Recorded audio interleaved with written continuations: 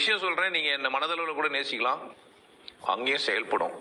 அது என்னால் ஆனது இல்லை, கடவுளால் ஆனது. நான் முழுக்க முழுக்க கடவுளை உணர்ந்து கடவுளை மட்டுமே நேசிச்சு கடவுளுக்காகவே வாழ்ந்து நிற்கிற ஒரு மனிதன். என் உன்னதம் எனக்கு மட்டும்தான் புரியும். உங்களுக்கு புரிஞ்சா சந்தோஷம், புரியலனாலும் தப்பு இல்லை. நான் ஒரு உன்னதமான பிறவி. எல்லாருக்கும் புரியணுன்ற அவசியம் இல்லை. என்னை விருப்பத்தலாம், சந்தேகப்படலாம், கோவப்படலாம், எனக்கு எதிராக நீங்க செயல்படலாம், எல்லா உரிமையும் உங்களுக்கு உண்டு. ஆனா அதனால நஷ்டம் உங்களுக்கு தான். ஏன்னா நான் யாரும் நல்லா இருக்கக்கூடாதுன்னு நினைக்கிறதே இல்லை. எதிரி கூட புரிஞ்சுப்பானா, ஏன் அவன் புரியாம செயல்படுறான், என்ன அவனுக்கு எனக்கும் அவனுக்கு என்ன பிரச்சனை, ஏன் அவனுக்கு என்ன புரியல அப்படின்னு புரிய மாட்டேங்குது. ஸோ சந்தோஷமா இருக்கவங்களா கூட நான் சந்தோஷமா இருக்கிறேன், என்ன கூட சிரிக்கவங்களா கூட நான் சிரிக்கிறேன், என்ன கூட அழகவங்களா கூட நான் அழறேன், என்ன கூட அழகவங்களை கூட ஆறுதல் சொல்றதுக்காக பேசுறேன், நான் ஆடுறேன் பாடுறேன் கொண்டாட்டமா இருக்கிறேன். இது பிடிக்கலன்னா யார் பிரச்சனை? இது அவங்கவுங்க பிரச்சனை. நான் மகிழ்ச்சியாகவும் கொண்டாட்டமாகவும் இருக்க வந்துக்கிறேன். நீங்களும் உங்களுக்கும் நான் சொல்றேன், நான் தான் மகிழ்ச்சியா இருப்பேன், நீங்களாம் மகிழ்ச்சியா இருக்காதீங்க.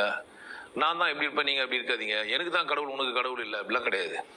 என்னால் ஒன்று சாதிக்க முடியும்னா நீங்களும் என்ன பண்ண முடியாத சாதிக்க முடியும். எனக்கு ஒரு விஷயம் புரியுதுன்னா உனக்கும் ஒரு விஷயம் புரியுது. நீ முயற்சி செய்ய மாட்டா, அவ்வளவுதான். அப்போ முயற்சி செய்யாது நீ என்னை பத்தி பேசவே கூடாது, தகுதி கிடையாது.